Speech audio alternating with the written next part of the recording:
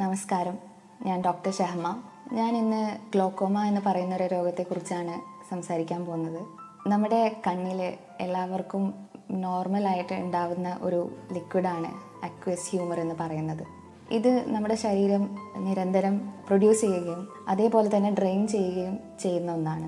ഈ ഡ്രെയിനേജിൽ എന്തെങ്കിലും പ്രശ്നം പറ്റിക്കഴിഞ്ഞാൽ, എന്തെങ്കിലും കുഴപ്പം പറ്റിക്കഴിഞ്ഞാലാണ് നമുക്ക് ഗ്ലോക്കോമ എന്ന് പറയുന്ന കണ്ടീഷൻ ഉണ്ടാവുന്നത്. ഇതുമൂലം നമ്മുടെ കണ്ണിലെ പ്രഷർ കൂടുകയും അത് പിന്നെ നമ്മുടെ കണ്ണിലെ ഞരമ്പായ ഒപ്റ്റിക് നെർവിനെ ബാധിച്ച് അത് കാഴ്ചയെ വരെ ബാധിക്കുന്ന ഒരു രോഗമാണ്. നമ്മുടെ നാട്ടിൽ 40 വയസ്സിന് മുകളിലുള്ള ഒരുപാട് പേർക്ക് ഈ രോഗം കണ്ടുവരാറുണ്ട്. പ്രത്യേകിച്ച് കുടുംബത്തിൽ വേറെ ഒരാൾക്ക് ഈ ഒരു രോഗം ഉണ്ട് എങ്കിൽ ഈ രോഗം നമുക്ക് വരാനുള്ള സാധ്യതയും കൂടുതലാണ്. ഇത് കാരണം നമുക്കുണ്ടാകുന്ന സിംറ്റംസ് എന്ന് പറയുന്നത് കാഴ്ചയിലുള്ള ബുദ്ധിമുട്ടുകൾ വരാം. നമുക്ക് സാധാരണ കാണുന്ന പോലെ ഇടതും വലതുവശത്തും കംപ്ലീറ്റ് ആയിട്ട് കാണാൻ പറ്റാത്തൊരവസ്ഥ വരാം.